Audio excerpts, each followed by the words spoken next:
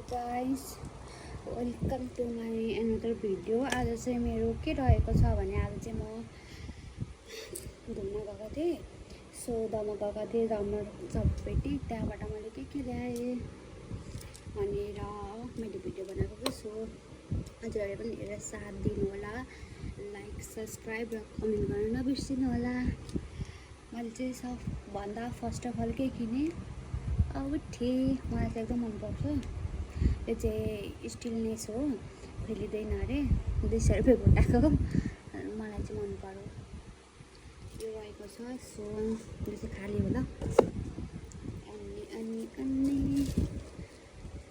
हजुरहरूलाई यो थाहा छँदैछ होला, साइसु सेन्टर मोमो त्यहाँ चाहिँ अलिक सस्तो पाउँछ नि त। अनि यो साम्बावाला जुत्ता किनेँ एउटा। यो चाहिँ मलाई अन्ली 1200 परेको थियो।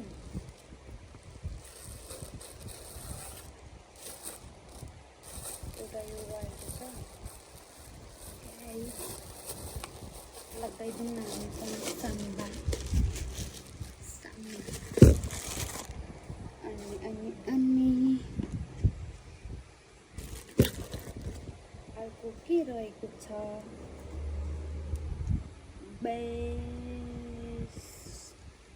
मार्क। फर्स्ट अफ अल के निस्क्यो, स्कार्फ। यो चाहिँ मलाई अन्ली आउनु मेरो बहिनी पनि आउनुहुँदैछ। बहिनीलाई चाहिँ मैले समोसा ल्याइदिएको थिएँ, समोसा खाएर पनि आइसक्नुभयो। अनि यो चाहिँ मलाई अन्ली 300 परेको थियो, 299। स्कार्फ बहिनीलाई धेरै लुगा भइसक्यो होला। अनि यो एउटा यो लिएँ। एन्ड देन एउटा यो टी सर्ट लिएँ। यो पनि अन्ली 690 परेको छ मलाई। यो चाहिँ क्रप टी, म प्रिन्टहरूमा लाउनको लागि गाइस। अनि अर्को